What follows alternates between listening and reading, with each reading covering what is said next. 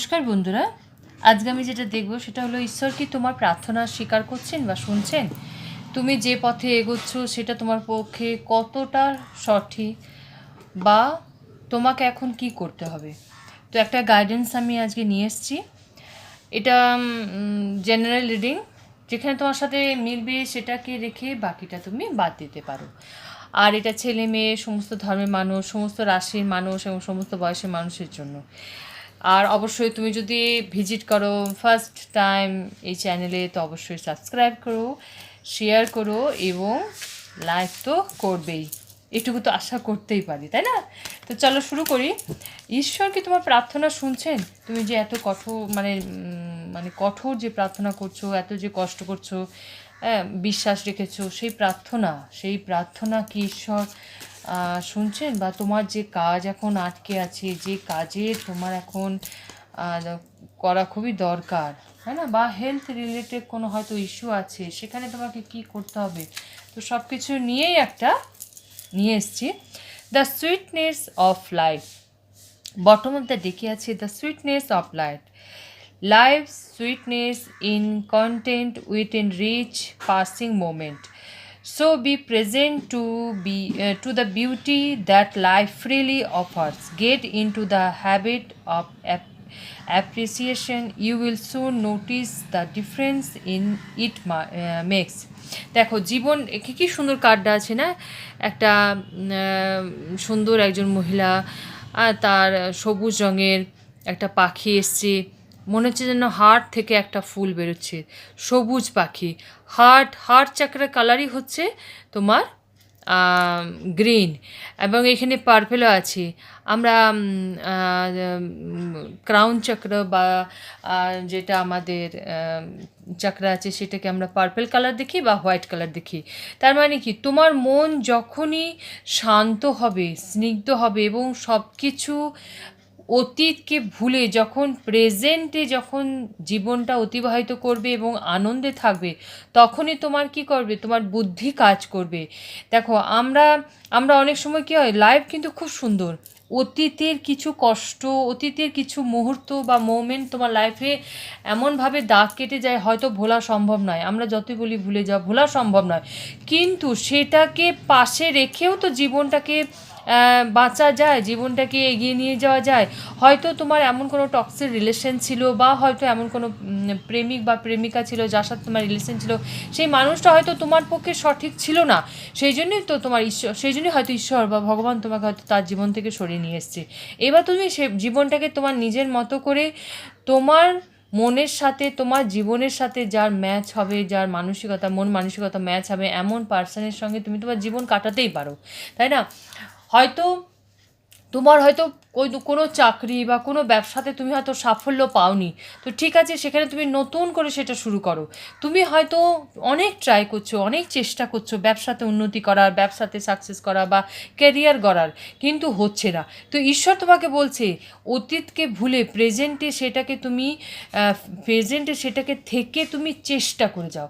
যখনই তুমি চেষ্টা করবে, তোমার হার্ট চক্র অ্যাক্টিভ হলে তোমার কিন্তু ক্রাউন চক্র, তোমার থ্রোট চক্রও কাজ করবে ঠিকমতো। যেখানে যেমন কথা বলার সেখানে তুমি বলতে পারবে, তোমার কনফিডেন্ট লেভেল হাই হবে এবং তোমার কিন্তু জীবনে সাকসেস আসবে। মানে কি, তোমার যে আপার চক্রা আছে সেই আপার চক্রা তোমার কিন্তু অ্যাক্টিভ হবে। তুমি যখনই নিজেকে যখন তুমি কন্ট্রোল করতে শিখবে, নিজের মন মানসিকতা যখন তুমি স্থিরতা আনবে, মেডিটেশন, নিজের মন মানসিকতা স্থিরতা আনার জন্য, নিজেকে কন্ট্রোল করবার জন্য এবং নিজেকে শান্ত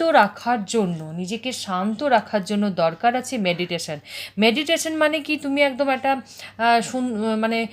এইটা নয় যে সুন্দর একটা জায়গা থাকতে হবে, ফুল বাগান থাকতে হবে, শান্ত ঘর থাকতে হবে, না। মেডিটেশন মানে কি আছে, তোমার নিজেকে নিজে চেনা, মানে তোমার নিজের অন্তর্মনকে দেখা বা চেনা, মানে তুমি কি চাইছো, তোমার কি প্রয়োজন, তোমাকে কিভাবে এগোতে হবে, তোমাকে কি করলে তোমার লাইফে সাকসেস আসবে, কোন মানুষটা তোমার পক্ষে ঠিক না এবং কোন মানুষটা তোমার পক্ষে ঠিক।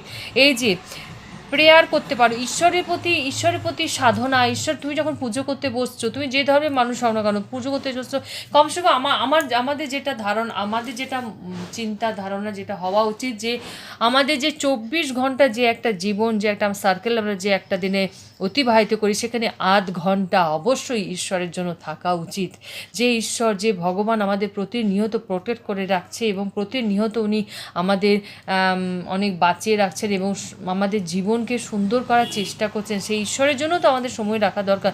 যখনই ভগবান আমাদের দিতে থাকে, আমরা হয়তো 5 মিনিট বা 5 সেকেন্ড এমনি একটা আগরবাতি বা জ্বালিয়ে হয়তো পুজো হয়ে গেল, কিন্তু না, প্রত্যেকটা দিন একটা নিয়ম করা উচিত। প্রত্যেকটা দিন আধা ঘন্টা, সকাল সন্ধ্যা আধা ঘন্টা, তুমি যদি সন্ধ্যাও না পারো, সকালে আধা ঘন্টা ঈশ্বরের জন্য রাখা উচিত। এবং সন্ধ্যাবেলা তুমি একটু বসলে, ঠাকুরকে ধন্যবাদ জানালে, তাই না, শোয়ার আগে অবশ্যই ঠাকুরকে প্রার্থনা জানাবে যে এই দিনটা ভালো করে কাটানোর জন্য এবং আগামী দিনের জন্য খুব ভালো কাটে। তো এই যে এইটাই হলো এর মেডিটেশন হচ্ছে ঈশ্বরের প্রতি প্রার্থনা।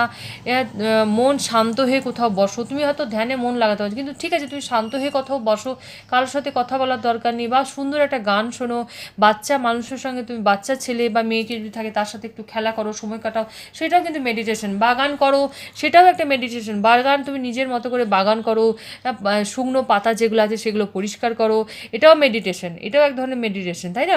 সুন্দর যদি বই পড়ো, সেটা ঈশ্বরের, মানে তোমাকে বলছে পজিটিভ থিঙ্কিং তোমার থাকতে হবে। তবে যে তোমার মন যে এখন চঞ্চল, তোমার মন যে এখন অশান্ত আছে, তাহলে তুমি কিন্তু সেটাকে কন্ট্রোল করতে পারবে, তুমি বুঝতে পারবে, জানতে পারবে তোমার লাইফে তোমার কী দরকার আছে, এবং সেইভাবে তুমি এগোতে পারবে। এটা তোমার একটা মেসেজ ছিল।